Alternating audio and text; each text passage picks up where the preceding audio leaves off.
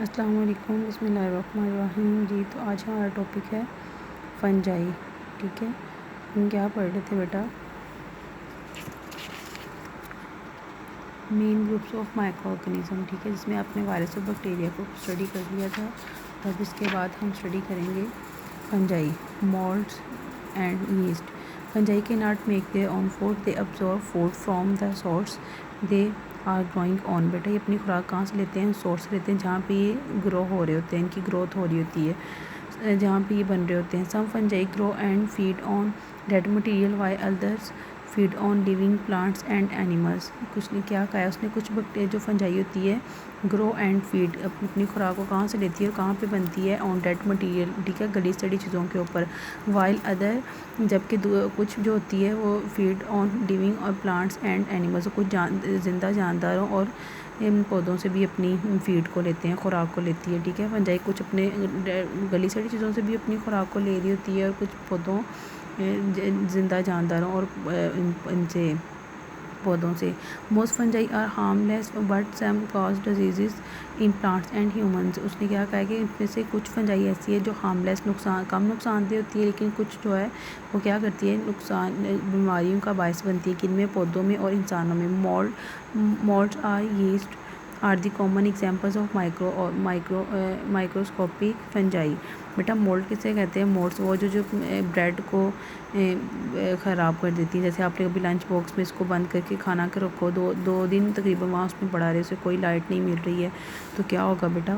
وہ اس کو تھوڑا سا گل سڑ جائے گا، تو اس میں کیا لگ جاتی ہے؟ مولڈ۔ اس کے بعد یسٹ جو ہے وہ آپ کو بریڈ یہ چیز آپ بناتے ہو، ٹھیک ہے، تو وہ کس کی مدد سے بنتی ہے؟ یسٹ کی مدد سے بنتی ہے۔ نقصان دہ بھی ہوتی ہے اور یہ فائدہ مند بھی ہوتی ہے فنجائی، ٹھیک ہے۔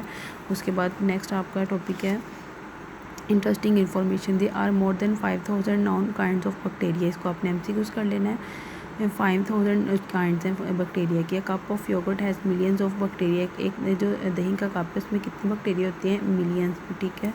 اس کے بعد آگے آپ کا ٹاپک آ گیا advantage and disadvantages of microorganism. Most microorganism do not cause disease and are beneficial. Some advantage and disadvantage of microorganism are mentioned below. اس نے کہا ہے کچھ جو ہوتے ہیں نقصان بیماریاں پھیلاتے ہیں اور کچھ فائدہ مند بھی ہوتے ہیں۔ سب سے پہلے اس کے ایڈوانٹیج نمبر 1 کیا ہے؟ میکنگ فوڈ، خوراک بنانے میں استعمال ہوتے ہیں، مدد دیتی ہے یہ خوراک بنانے میں۔ کیا بیٹا؟ آپ بریڈ بناتے ہو، چیز بناتے ہو یا دہی بنا رہے ہوتے ہو، ٹھیک ہے، تو کس کی مدد سے بنتا ہے؟ وہ مائکرو آرگنزم کی مدد سے، ٹھیک ہے۔ اس کے بعد آپ کا کھانا جو ہضم ہوتا ہے وہ بھی کس کی وجہ سے ہوتا ہے؟ اس کی مائکرو آرگنزم کی وجہ سے۔ اور نیکسٹ میکنگ میڈیسن میں بھی یہ یوز ہوتی ہے۔ میکنگ میڈیسن میں سب سے پہلے میکنگ فوڈ میں کیا آئے گا؟